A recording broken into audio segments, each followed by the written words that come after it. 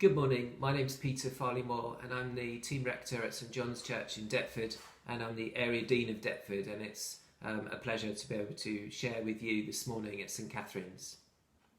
Our Gospel reading was from John chapter 14, and it contains that very famous verse when Jesus said, "I am the way, the truth and the life."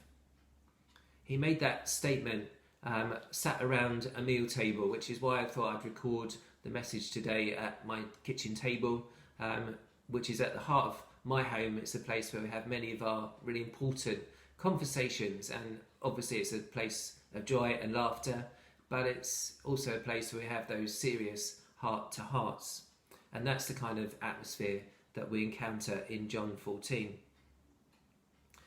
The people Jesus is talking to are anxious people, those with troubled hearts. We get that right from the beginning, from verse 1 of the reading.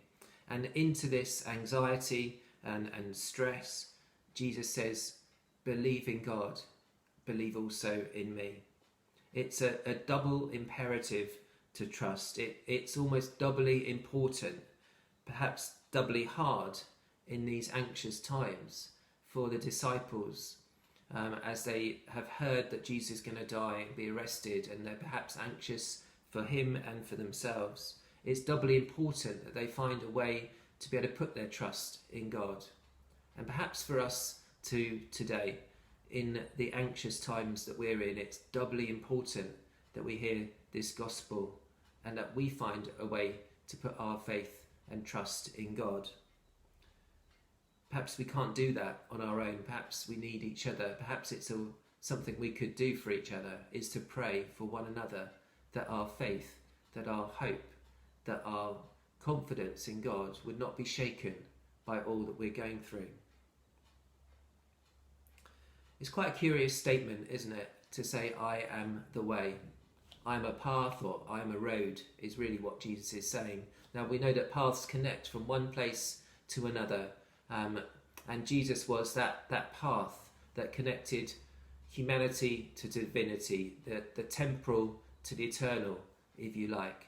And Jesus is saying that he is that path for us. He is that way. Today we're all waiting for a path to be announced by our Prime Minister and government, a path through lockdown, and we don't know what's going to be shared and what's going to be said. But we need a path that's safe to walk, that's secure, that gives us confidence. And I thought that was an interesting comparison to what Jesus is saying, that he is the path that we can have confidence in, the path that we can have safety in. He is the path that will lead us to a hopeful future. And Jesus' way is a way of compassion, of love, of humility, and of justice. And we need Jesus to be our way as we walk our path in the coming months and weeks ahead.